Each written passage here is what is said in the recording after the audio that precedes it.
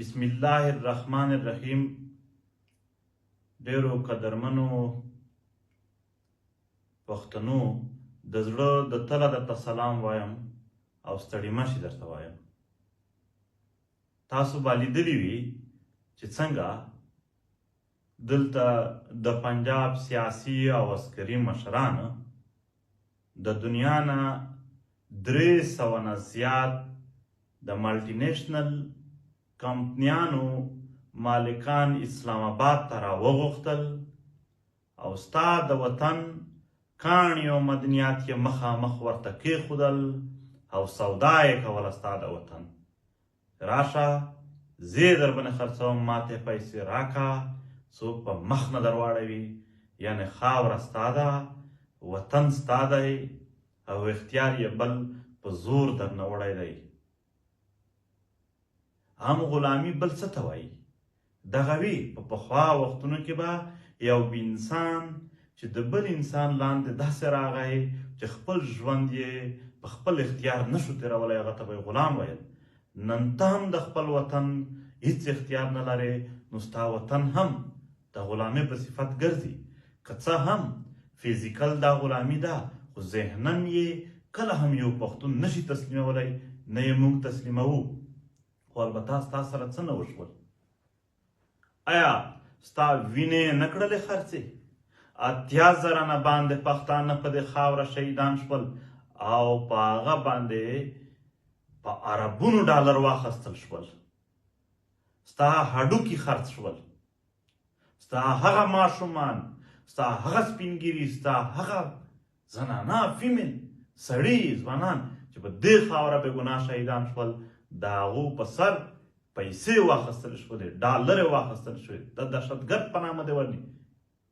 او هر کله چې خوښه شي وبه دې وژني چې ته ترهګر یې، او د دنیا نه به ځان ته یو اعزاز په حاصل کړي، هم یې د دنیا په دې ډالر اخیستل. نن هم دا تر میرلي دا اوسنۍ پر لت چې روان دی، هم ولسونه وژلي شوي دي، یا پرون په کاټلن کې یا داسې که زو هره ورځ یوه پیښه ده، بل نو دی پلانکی ځای پلانکی ځای، هر یو سیمه کې دا ټول څه شی دي؟ یا دا د 20 کاله نه روان شی دي. یوازې دا نه چې ستا یې مړي خرڅ کړي دي. د دغې پاکستان د عدالت د چیف جسټس جاوید اقبال بیان دا و چې 4,000 پښتانه د مشرف په دور کې د 2008 کې په دې کې دوی په امریکا باندې او په نورو ځایونو باندې خرڅ کړل، ژوندۍ غوښې دي خرڅې کړلې. ستا د وطن نور خو پرېږده، دا د دیر نه راواخله تر وزیرستان پره دغه ځای د ولسونو نه تپوس وکړي، هغه لرګي یې خرڅوي.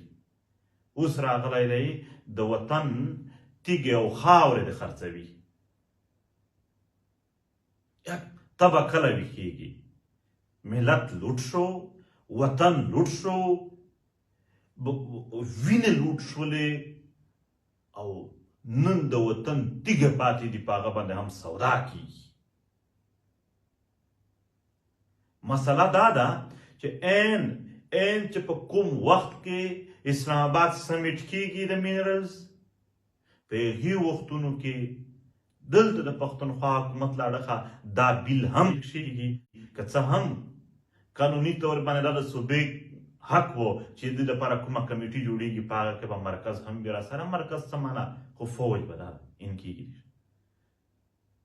څه ضرورت په داسې ورځو کې داسې بیلونه چې هلته هغه د دوی مشران سوداګانې کوي او دلته دا بیل هم آیا دا پرېږده؟ هغه خلک چې دا حکومتونه د دوی په وټونه راغلي دي، آیا هغه خلک دا شماري چې دا د دوی نمایندګي کېږي؟ دا د دوی د زړونو یا د ملت د ارمانونو چې کوم دوی ارمانونه لرلي دي چې زموږ ملت داسې وي، دا دوی چې څه دپاره کول، دا د هغه مطابق دي؟ دا څه نه دي. زه یې پېژنم، زه خپل ولسونه پېژنم. که په هر ګوند کې شي دومره خو یې پېژنم چې دومره هم څوک نه دي یعنې دغه ځای ته رسېدلي چې د خپل وطن په سودا باندې خوشحالۍ اظهار وکړي. نه یې شي کولی، خو کېږي، په هر دور کې کېږي. اوس هم وشول دا وزیرستان بویا محمد خیل، دا کاپر او سره زر چې هلته کوم دي، د څومره 2014 نه پس کار پې شروع دی او هر کال تقریبا په په میلیونونو یعنې وباسي. 15 میلیونه ډالر صرف دوی تیر کال د یو څو میاشتې خرید کړي وباسي یې، دا بیل نه وباسي، بیا د هم هغه په زور یې در نه وړي. خو البته د خپل اړخه په دې پسې لیکل هم ورکول چې بس صحیح ده، دا خو بیا نور هم کمزوري ده. که څه هم زه بیا وایم چې د بیلونو په پښتون په نشتون باندې به کیدای شي زموږ مدنیات نشي منې، هغه به بیا هم یوسي. د مدنیات د منع کولو طریقه دا ده چې په لاره کې ورته ودرېږي، دا لارې بندې کړي چې کومه باندې مدنیات وړي، بله یوه لار هم نه در پاتې. عدالت بل یو ځای هم یو خبره هم قدرې نشي کولی.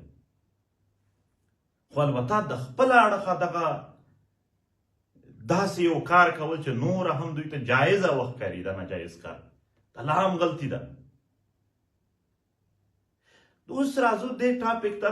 دا خو چلو یو دوی څه کول کوي یا وکړل یا نور کوي، دا خو هغه کار شو.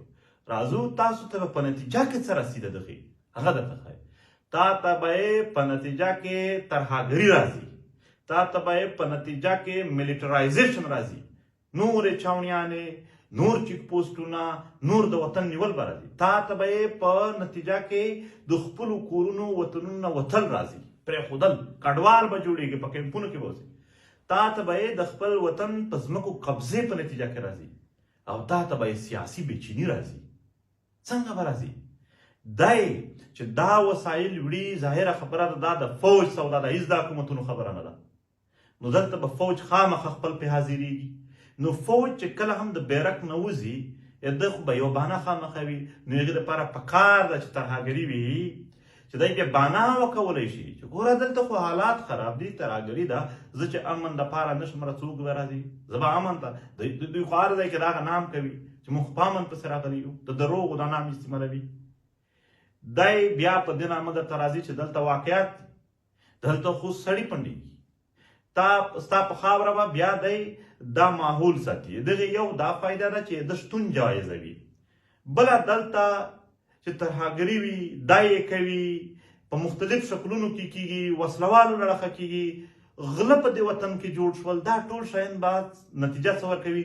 په هغې کلي، په هغې علاقه کې هر څوک چې دومره یې تر لاسم ټولګي پر سبق ویلی دی او لږ څه یعنې دومره وس لري چې بل کلي ته، بل وطن ته لاړ شي دغه ځای نه، هغه به سیده د دې ځای نه ځي. ولې؟ هغه به وایي دلته مې وژني، دلته چې چا زه مړ کړم، چې چا ووهلم، چا مې کور ړنګ کړو، هېڅ پته نه لګي. د خپلو بچو د تحفظ په خاطر به دی د کلی وطن پرېږدي، ته به ډسپلیس کېږې هم ورسره.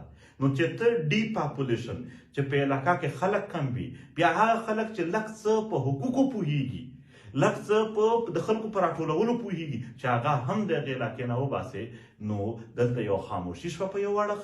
په بل اړخ باندې دوی دا کار ته یعنې جوازونه په هر لحاظ سره جوړ کړي، لوټي به د دا وطن، خوري به یې، او ته به د پردو وطنونو په شګو کې مزدوري کوې، ته به د پنجاب د پارکونو مخ ته ستا ماشومان د دغو خلکو د څپلۍ پالش کولو دپاره ډبې ایښي وي.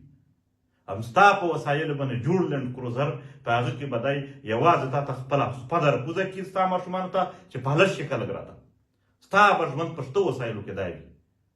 نو د دغې په خاطر باندې ما بل ټکی وکړو، تا ته یې ډسپلیسمنټ میلاویږي، تا ته په دې خاوره باندې ملیټرایزیشن، نور فوجي چیک پوسټونه دغه شیان به جوړ شي، او سیاسي بېچیني هم درته جوړوي، ځمکې دې هم نسي. ولې په یو ځای کې وسایل چې پیدا شي، ته یقین وکړه د پښتنو ذهنیت کې داسې ور جوړ کړی دی چې که ګویا نور دا خاوره ستاسو نه شوه، د دوی شوه. دا اوس د پښتنو په ذهن کې هم راغلل، دومره ظلم وشو، وایي دروغ دومره ووایه چې آخر رښتیا وکړي، دومره ظلم یې وکړو، ځمکه یې ونیولې چې اوس خو که وسایل میلاو هم شي، زمونږ ته خلکو هم داسې سوچ شي چې که دا چېرته د دوی ځمکه شوه، بس لینډ ګریبینګ دا کېږي. په بل صورت کې کېږي، ته به د سیاسي بېچینۍ سره مخ کېږي چې هغه د تر ټولو غټ تاوان دی، ستا خلاف به تر ټولو غټ عمل کېږي، پر خلاف به یې ته څه کولی نه شې، یا که کې هغه به ډېر لږ وي، نو د عوامو د ولسونو به اعتماد ختم شي، په اجتماعیت به اعتماد نه وي، په تنظیمونو به اعتماد نه وي، راټولېږي نه، په راټولولو به اعتماد نه وي، په هر شي به اعتماد ختم وي، ته د یو سیاسي بېچینۍ سره هم مخ شي. نو دغه ټول دا چې څومره هم کارونه کېږي، یو طرف ته خو دوی یې وړي، په بل طرف باندې هغه وسایل چې زمونږ خپل ولسونه یې لږ راوباسي د هغو څه حال دی چونکې دلته خو د هر څه دپاره بیل پاس کیږي د دې دپاره بیل ولې نه پاس کیږي چې د دغو وسایلو منیجمنټ په څه یعنې زه هغه وسایل یادوم چې په هغې کې لږ څه پښتنو ته خپله هم څه یعنې ګټه ده یعنې ماربل درته یادوم یعنې کویله یاده کړه یعنې کرش یاد کړه ته دې ثوابۍ ته لاړ شه ټول خلک په کارډیوویسکولر بیمارۍ باندې په ریسپایریټري یعنې دا د سینې چې کومې مرضونه دي په دې باندې اخته دي ولې هر چا راخستی ده زما غر وهي بیا دا حساب نشته دی چې دغې دوړه چیرې ځي دا حساب نشته چې اوبه یې چیرې ځي منیجمنټ خو نشته دی ټول خلک هلته د کرش پلانټونه دي په هرې خوا لګېدلي دي او په نتیجه کې عام خلک ولسونه د ریسپایریټري هلته خو بیا بیل نه پاس کېږي منیجمنټ خو نشته دی د هغو هم په مومنت کې ماربل دي زموږ اوس کېږي خو دغه ماربلونه چې کومې اوبه ځي هغه سپینې هغه نه څومره ځمکې ته نقصان ورسېده یا ته لاړ شه دا کویلې په قانونو کې د دې کې غنې راواخله د در ادم خیل نه هغه تر څماولنګ هغه تر دوکۍ او سنداوۍ پره زه ګرځېدلی یم په دې ټولو سیمو کې په دې کې زما د شانګلې سوات یا د هر ځای چې کوم مزدوران دي دا هره ورځ مري ولې منیجمنټ نشته دی دلته دا خو مایننګ انجینیرز وي هغه ورته وایي دومره ووهه دومره مه وهه اوس راووځه اوس نه راوځه خو چونکې دلته خو د ریاست لخوا څه بیل څه ترتیب شته نه چې هغه ته ضروري کړي چې ته به هم مایننګ انجینیر ساتې هغه ته خو تنخواه کېږي هغه یې نه ساتي نو هلته هغه یې وهي 10 کسان دننه مزدوري کوي اچانک پرې راولوېږي او 10 کسان په یوه ورځ باندې بیا دا جنازې د مزدورانو کورونو ته ځي نو دغه دا هم چې یو خوا یې په زور درنه وړي او چې لږ څه په کومو ځایونو کې داسې 2 3 5 ځایونو کې ته کوې هغې لپاره هم منیجمنټ نشته دی هر چا راخستی ده هر چا تبه راخستی دی بس زمونږ غرونه وهي اوس دلته حساب نشته یو غټ ملت یو غټ کم احساس نه لرو چې وګوره دلته خبره دا نه ده چې دا پی ټي ایم خبره وکړه پلانکي خبره وکړله اوس د خبرې دومره ځینې د چا سره تړلي دي چې د پاکستان ډي جی ایس پی آر وایي ولې دا پی ټي ایم ته په وراثت کې مه ګوره دا د پی ټي ایم خبره دا د ملت خبره ده پی ټي ایم که خبره کړې ده د ځان یې نه ده کړې د یو مخصوص طبقې نه ده کړې د ملت یې کړې ده ته راپورته شه د دې ظلم جبر پر خلاف مبارزه وکړه دلته مختلف تنظیمونه دي سیاسي دي هر ډول زما سره مو بد دي ووایي یعنې یوه ورځ راپورته شئ 10 خبرې په ما پسې ولیکئ یوه خبره خو د خپل وطن هم وکړئ یوه خبره خو د دغو مدنیاتو هم وکړئ راشئ په یو څه په هغه لاس باندې موږ سترګې پټ کړو یو ځای کې به چې په یو ځای باندې اتفاق کېږي هغه به وکړو وسایل د خوړل کېږي بجلۍ ستا په خاوره پیدا کېږي په آباد به د پنجاب فیکټري وطنونه وي موږ یو ځل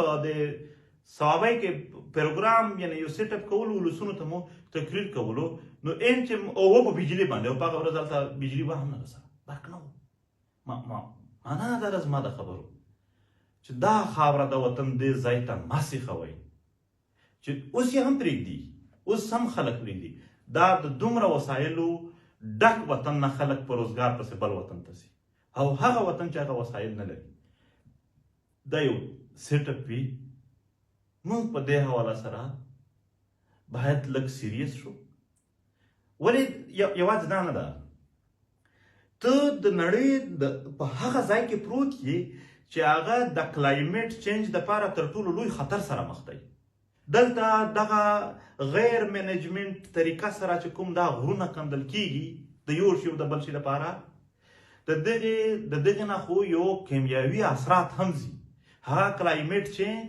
یعنې په موسمیاتو کې تبدیلي بدلون راولي هر 2 کال د دغې چا څخه دی د دغې مردان خلک دلته په دې په موټروي باندې نه وي پروت ولې دومره سیلابونه راځي دا ولې هر کال زیاتېږي دا ولې په زیاتېدو دي دا کلایمیټ چینج وي په دنیا کې که چېرته مدنیات یعنې او ولسونه خپل هم کاروبار کوي د هغې سره نور هم څه طریقه کار وي ونې وي یو شی بل شی چې هغه بیا دغې مخه هم نیسي چې کلایمیټ چینج نه ورسره راشي ته یې د هغې سره هم مخ کړی بیماریان یې څومره د دغې نه پیدا کېږي چې په غیر منصوبه بندي سره وشي اول خو خرڅېږي بیا یې دا پاکستان چې کوم اټم بم جوړ کړی دی د دغې زیاتره حصه د لکي مروت یا د کرک چې کوم لاندې طرف ته غرونه دي د دغه ځای نه یورینیم حاصل کېږي ته لاړ شه دا یورینیم دوی وباسي بیا بیرته چونکې دا خو ریډیو اکټیو دي شوا ځلې خارجېږي هر وخت نو دوی بیا بند کوي نه خرچه پې کېږي لږ څه بیا بند نه کې خلاص پاتې شي. هغې د وجې څه شی دي، دوی خو خپل هلته بوټونه او کوټونه ورته اچولي وي، خو دغه په کلیو په علاقو باندې ورشي لاړ شه هلته د کینسر مرض څومره زیات شوی دی. آیا روغ صحت او ښه صحت زما د ملت ګټې نه دي چې خلک مو په ښه صحت وي؟ نو دغه یو ډېره سیریس ایشو ده، یو سیریس مسله ده. منیمم څه کولی شو؟ زه منمه موږ به د ډېرو مشکلاتو سره مخ وو. زه منمه شهباز شریف، عاصم منیر چې د پنجاب مشران دي هغه به دومره واک او اختیار په دې وطن باندې حاصل کړی وي، زما د ملت ځوانان به هم د ده سره ولاړ وي چې دا خاوره او دا وطن ولوټي په مختلف د فورس په شکل کې، د بل په شکل کې، د بل په شکل کې، چې ټول هم سره جمع کړي د دې ملک هر ځای سره جمع کړه. د پښتنو لوټل یا د محکومو د مظلومو بلوچو ګلګتیانو کشمیریانو لوټل ځنه جوړېږي. نو معنا زما دا ده د خبرو چې مینیمم څه کېدلی شي. یوازې دا نه ده چې ملت ته ووایه دا غم دی یا دلته زه لګیا شم دغه وسایل، خو د دغه خو به یو سیاسي یعنې د اختیار خبره هم وي، بیا به د منیجمنټ خبره وي په اختیار نه پس، بیا به ولسونو ته د ګټو خبره وي. ګټه څه ده؟ یعنې جنرالي که یو ځای ده، یو علاقه ده، په هغه کې اس مثال ده کوم لیتیم دي، چاینیز راغلل د 1 لاک لیتیم یې وکړل، یې وړل د دغه ځای نه، اول خوا 1 لاک چاته میلاو شولې، یو فرد ته میلاوي. دا هلته 1 لاک بیټرۍ پې جوړېږي، یوه بیټرۍ په 15,000 روپۍ خرڅوي، 15,000 لکه روپۍ یې په دې ستا په لیتیم وګټلې. ولې نه چې دلته خلکو ته یو ټیکنیکل کالج جوړ شي، همدغه خلک دلته فیکټري جوړه شي، په منیجمنټ او په صحیح طریقه باندې راوباسي او دلته خپل د بیټریز جوړې کړي. دا 15,000 لکه به دلته دغو خلکو ته میلاوي، مزدور ته به روزګار میلاو شي، خلکو به ایجوکیشن وکړي، د هغې مطابق به دوی ته جابز میلاو شي. څومره زیات جابز پیدا کوي.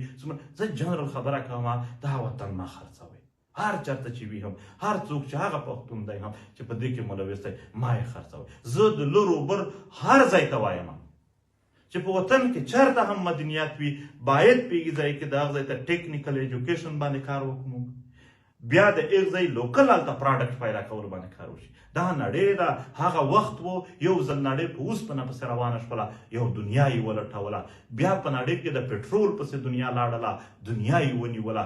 اوس د دغې ټایپ دات چې کوم دي، دا لیتیم دی، ټول چې کوم دي، اوس په دې پسې دنیا روانه ده.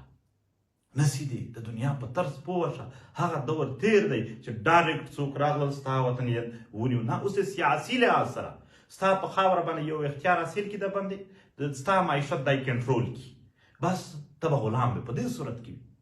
نو د دغې پر خلاف منیمم څنګه کېدلی شي؟ یو عام پښتون وګړی څه کولی شي؟ باید اول خو موږ نور د دغې زه به په دې باندې یو بالخصوص ځان ته بیان هم کوم چې د سوشل میډیا غلط استعمال، غلط رجحانات په داسې حال کې چې یو طرف ته په میرلي باندې زما ماشومان په وینو کې پټ پراته وي، لاسونه پراته وي، پر لت به روان وي، بل خوا به په کاټلن کې خلک ماشومان او ځوانان، ښځې او ماشومان چې کوم دي هغه شهیدان پراته وي، بل طرف ته په بنو کې د کویټه نه تر شانګلې او سوات پورې به قام او ملت په ژړا کې وي، او دلته به په سوشل میډیا باندې ډېر په بخښنه سره زه به په بل باندې کوم څه روان وي. د هغې د وجې د هغه ملت خبر هم په مخ نه ځي. دا غیر سنجیدګي نه د سنجیدګۍ سره د دغې خبره کول ما تنګېږي په دې خبرو باندې.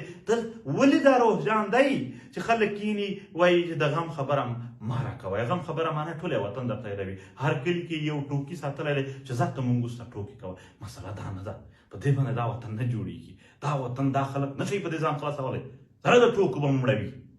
او اوس خو یې بانه درته موندلې مړ به دې کېدل چې ترهګري نه به وي، هغه چې یې مړ مې کړې ځه ته ترهګري. ټول پښتانه ګوایي چې په دې کاټلن کې چلو مه منئ د وزیرستان او د تیرا او د باجا وړول خبره. په دې کاټلن کې ټولو پښتنو ښکاره ولیدل چې ماشومان او ښځې هم وو او یعنې عام خلک عام وګړي وو. در سره منې یې درته نه ترهګر یې ځه درته ومې چې ترهګر څه ورسره کوي. په هر شکل کې د وژنې سنجیدګي په سنجیده طریقه سره دغه خلاف غږ پورته کول دي. هیڅ نشئ کولی په دې سوشل میډیا ورته لګیا شئ. یو څه احساس خو پیدا وي. د دې دپاره تر ټولو اول موږ څه کوو؟ موږ اول ډیکلیریشن لیکو. یو ډیکلیریشن لیکو د څه دپاره؟ خپل ملت او دلته چې کوم محکوم قامونه دي، ولې ګلګیتای هم وایي، کشمیرای هم وایي، بلوچ هم وایي، داسې نور سیندیانو سره اوس دغه د میر په کیس کې کیسه روانه کړې ده مسله. دغو ته او خپل ولس ته یو داسې پیغام چې هغه یو متحد او د مظلومانو د اړخه د مزاحمت لاره هواره کړي. یو خو به دا ډیکلریشن موږ په اول فرصت کې هم دنیا هم وویني، دا به جاري کوو، بیا به خبره په هغه نه پس یو لیټر به د ټولو ملټي نیشنل کمپنیو ته موږ کوو، اوپن لیټر به کوو، هر پښتون به بیا شیر کوي، په مخ به وړي چې تر هر چا پورې ورسېږي. په هغه کې به موږ ډېر ښکاره ورته وایو دا خاوره زموږ د موږ یې مالکان یو، د دغه بل یعنې خدای مالک دی، بیا یې موږ یو. منو چې موږ به په اوس وخت کې چا زموږ په خاوره قبضه کړي وي، د ځان بیا شماري سوداګان به، خو داسې دا نه، دلته په کروڑونو آبادي لرونکی یو ملت پروت دی. ته که دا سودا کوي ورسره، و ملټي نیشنل کمپنۍ والا، ته که دا سودا کوي ورسره، دا زما سره ناجایز دي، زما سره دښمني ده، او په مستقبل کې زه دا دښمني نشم هېرولی.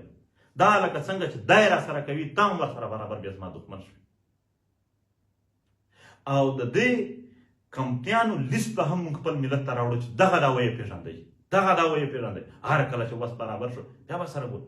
دې کمپنیانو ته به موږ د ټول ملت له اړخه او ټول ملت به په شریکه باندې وړي، یو لیټر کوو. په هغې کې هر څوک انټلیکچوال په دې خاوره کې وي، یو څه ایډ کول، یو څه طرز ورکول غواړي، باید په شریک یې وکړو. موږ دې ته تیار یو چې هر څوک خپل کمنټ په یو نه یو طریقه راولېږي چې دغه الفاظ یا دغه شی هم شامل دی.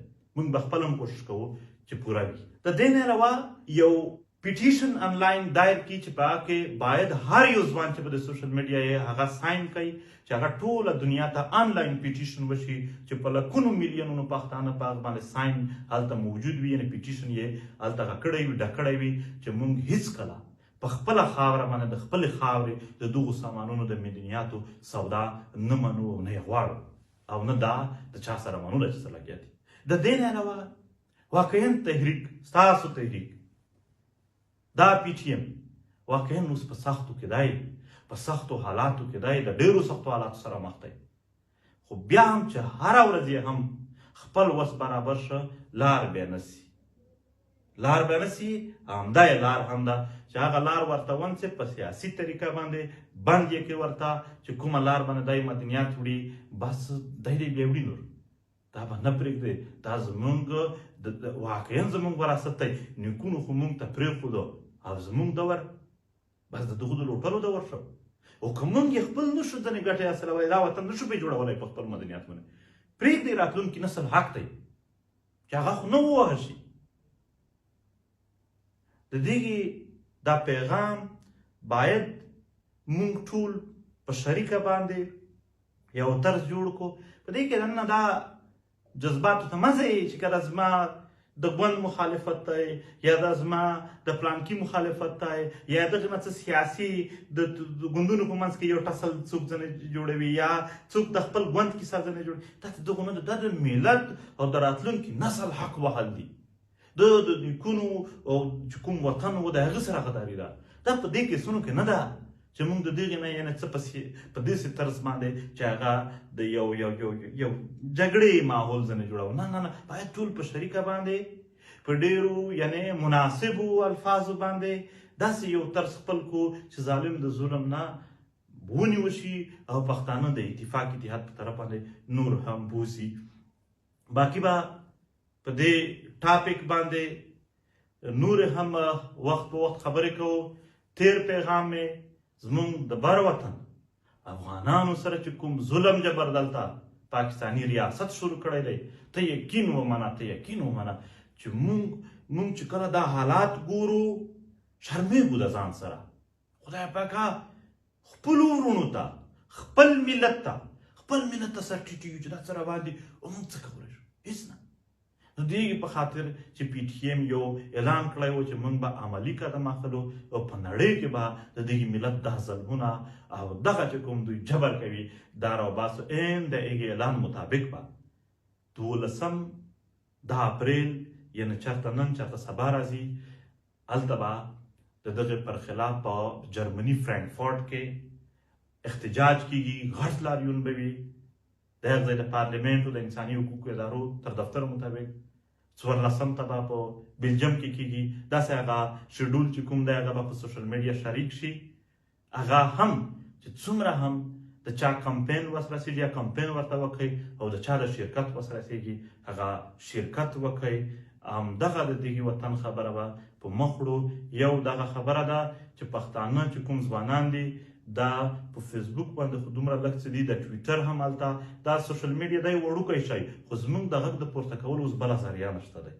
دا په هر ځای کې تاسو اکاونټونه جوړ کړئ او د خپل ملت مبارزه وکړئ. دا یو فکري جګړه ده. هره ورځ ستا ملت ته کنځلې روانې دي، هره ورځ ستا د ملت سوداګانې روانې دي. خلکو 5 سړي ځان سره ساتلي دي، هغه اوکې اوکې ورته وایي. دوی وایي چې که دا خو ټول خلک زموږ نه ریسپانس وکړي، رد عمل وکړي. نو دغه فکري جګړه هم چې په کوم طرز کېږي په دا کې هم زه ټولو ځوانانو ته وایم، ټول د وطن وګړو ته وایم چې تاسو په دې کې کم را نه شئ. زیات شمېر مو دی، خو په هر ځای باندې حال البته د سوشل میډیا غیر موضوع استعمال یا په دې کې داسې یو طرز خپلول چې هغه د وطن دپاره ډېر زیات د تکلیف او نقصان سبب نن سبا روان دی.